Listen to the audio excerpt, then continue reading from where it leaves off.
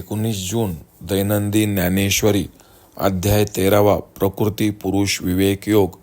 अलंकापुरी पुण्यभूमी पवित्रम तेथे नांदतो ज्ञानराजा सुपात्र.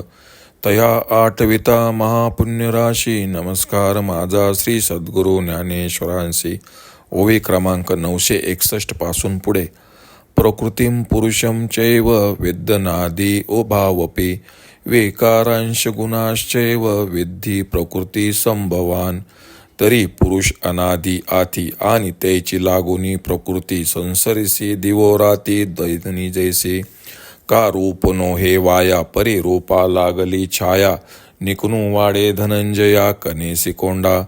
तैसी जान जवटे दोन्ही ये एकवटे. प्रकृती पुरुष प्रगटे अनादि सिद्धे. पै क्षेत्र येणे नावे जे सांगितले आघवे तेची येत जाणावे प्रकृती हे गा.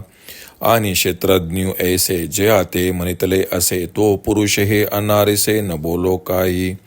ये आनाने नावे परी निरूप्य आन नोहे हे लक्षण न चुकावे पुढत पुढती. तरी केवळ जे सत्ता तो पुरुष गा पंडुसूता. प्रकृती ती ते समजता क्रिया नाम.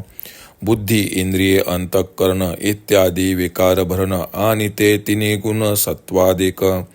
हा आगवाची मेळावा प्रकृती जाला जाणावा हेच हेतू संभवा कर्माचिया. कार्य करण कर्तृत्वे हेतू प्रकृती रुच्यते. पुरुष सुख दुःखाना भोक्तृत्वे हेतू रुच्यते. तेथ इच्छा आणि बुद्धी घडवी अहंकारेसी आदी मग तिया लाविती वेधी कारणाच्या. तेची कारण ठाकावया जे सूत्र धरणे उपाया. तया नाव धनंजया कार्यपयगा. आणि इच्छा मदाच्या थावी लागली मनाते उठवी. ते इंद्रिये रहाटवी हे कर्तृत्व पैगा. म्हणून तिनी या जगा कार्यकर्तृत्व कारणा प्रकृती मूळ हे राना सिद्धांचा म्हणे.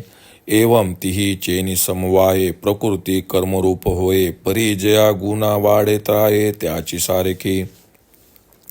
जे सत्वगुणे अधिष्ठिजे जे सत्कर्म म्हणिजे. रजोगुणे निपजे मध्यमते. जे का केवळ तमे होती जिये कर्मे निषिद्धे अधर्मे जाणतीये. ऐसेनी संता संते कर्म प्रकृती स्तव होते तयापासून निर्वाळते सुखदुःख गा. असंती दुःख उपजे सत्कर्मी सुख निपजे. तया दोहीचा बोलिजे भोग पुरुषा. सुख दुःखे जववरी निपजती साचोकारी. तो प्रकृती उद्यम करी पुरुष भोगू. प्रकृती पुरुषांची कुळवाडी सांगता असंगडी. जे आंबुली जोडी आंबुला खाय. आंबुला आंबुलिये संगती न सोये. की आंबुली जगविये चोज एका. पुरुष प्रकृतीस्तो ही भुक्ते प्रकृती जान गुणान. कारणम गुणसंगस्य सद्य सद्य निजन्मसु. जे अनगोतो पेधा निकवडा नुसदा. जीर्णू अतिवृद्धा पासुनी वृद्धू. तया आड नावो पुरुषो. एरवी स्त्रीना नपंसको. किंबहुना एको निश्चयो नाही. तो अचक्षु अश्रवणू अहस्तू अचरणू रूपनावर्णू नाम आथी. अर्जुना काहीच जेथ नाही तो प्रकृतीचा भरता पाही. की भोगणे ऐसयाही सुखदुःखाचे. तो तरी अकर्ता उदासू अभोक्ता. परी या पतिव्रता भोगविजे. जिये ते अळूमाळू रूपाचा गुणाचा चाळ ढाळू. ते भलते से खेळू लेखा आणि.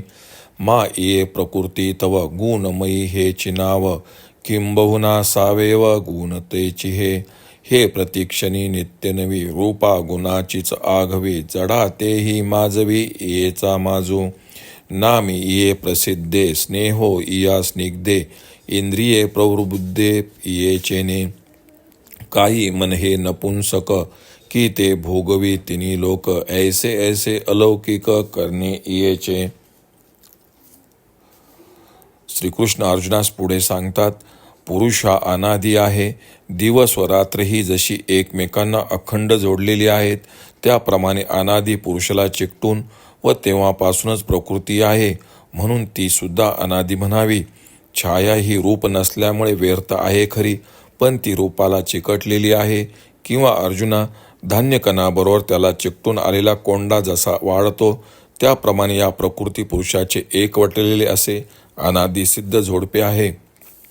आम्ही येथे प्रकृती म्हणून जिचे वर्णन करणार आहोत ती दुसरे काही नसून मागे क्षेत्र म्हणून जे वर्णन केले तीच प्रकृती होय.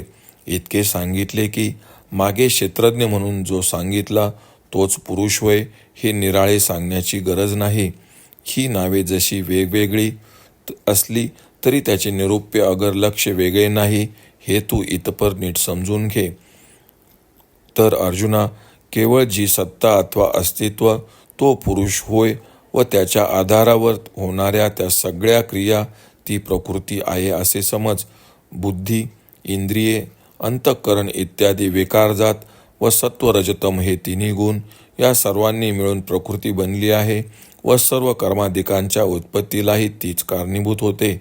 तिच्यापासून इच्छा, बुद्धी व अहंकार प्रथम उत्पन्न झाली व त्यांनी इंद्रियांना आपापल्या कार्याच्या ठिकाणी प्रवृत्त केले. त्याच्या प्राप्तीसाठी जे उपाय करावे लागतात त्याला अर्जुना कार्य असे म्हणतात. तीच इच्छा प्रबळ होऊन मनाला चेतना देते व इंद्रियाकडून व्यापार करविते त्याला कर्तृत्व असे म्हणावे. म्हणून कार्य, कर्तृत्व, कारण या तिघांचे मूळ प्रकृती आहे असे सिद्धांचा राजा भगवान श्रीकृष्ण म्हणाला. या तिघांच्या एकत्रीकरणाने कार्यरूप होते, परंतु ज्या गुणांचे आधिक्य असेल त्या गुणाप्रमाणे ती क्रिया घडते. ज्या कर्माला मुख्यत्वे सत्वगुणांचे सहाय्य आहे ते सत्कर्म म्हणावे. रजगुणांच्या मदतीने घडणारे ते मध्यम कर्म होय. केवळ तमोगुणापासून जी कर्मे घडतात ती निषिद्ध अथवा अधर्म्य समजतात. अशी बरी वाईट कर्मे प्रकृतीमुळे घडतात व त्यापासून सुखदुःखाची प्राप्ती होते. असत्कर्मापासून दुःख व सत्कर्मापासून सुख उत्पन्न होऊन या दोन्हींचा भोग पुरुषास घडतो. जोपर्यंत सत्यत्वाने सुखदुःखाची उत्पत्ती होत असते तोपर्यंत तिचा व्यापार व पुरुषाला भोग घडत असतो. ही प्रकृती पुरुषाची भागीदारी इतकी चमत्कारिक आहे की सर्व गोष्टी प्रकृतीने जोडाव्यात व पुरुषाने स्वस्थ बसून भोग मात्र घ्यावा. आणि नवल असे की त्या प्रकृती पुरुषाचा कालत्रयी संग न घडता तिच्यापासून जगाची उत्पत्ती होते. तो पुरुष ब्रह्म कसा आहे आणि म्हणाल तर निराकार, नित्य, उदासीन, दरिद्री, एकटा एक, जीर्ण व सर्वापेक्षा वृद्ध म्हणजे पुराणा असा आहे. त्याला पुरुष हे आडनाव आहे. वास्तविक तो स्त्री नाही अथवा नपुसंक नाही. फार काय सांगावे, तो अमुक एक आहे असा त्याच्याबद्दल काही एक निश्चय करता येत नाही. त्याला डोळे, कान, हात, पाय, रूप, रंग, नाव काही नाहीत. अर्जुना, असा त्याचा कोणत्याही प्रकारे निश्चय करता येत नाही. तो या प्रकृतीचा पती आहे हे लक्षात ठेव. असे असूनही त्याला सुखदुःखाचे भोग घडतात हे आश्चर्यच आहे. वस्तुतः तो अकर्ता, उदासीन, अभोक्ता असा आहे. पण ही पतिव्रता जी प्रकृती ती त्याला भोग घडविते. व्यवहारात असे दिसते की एखादी सामान्य स्त्री देखील आपल्या अंगच्या थोड्याशा गुणांवर व लावण्यावर पुरुषाला मोहित करून वाटेल तसे खेळ खेळते. मग या प्रकृतीला तर गुणमयी असे नाव आहे. किंबहुना मूर्तिमंत गुण हीच तीच होय. ही प्रत्येक क्षणाला नित्य नव्याप्रमाणे दिसते व सर्व रूप व गुण यांनी युक्त असते. हिचे सामर्थ्य असे आहे की जड वस्तूकडूनही व्यापार करविते. नामरूपादी प्रसिद्धी, ममत्वादी स्नेह व इंद्रियाची जागृती ही सर्व तिची कार्य आहेत. स्वतः मनाकडे पाहून जाता ते सामर्थ्यहीन आहे, पण ही त्याला त्रैलोक्याचा भोग घडविते. अशी हिची लोकोत्तर करणी आहे असे श्रीकृष्ण अर्जुनास सांगतात.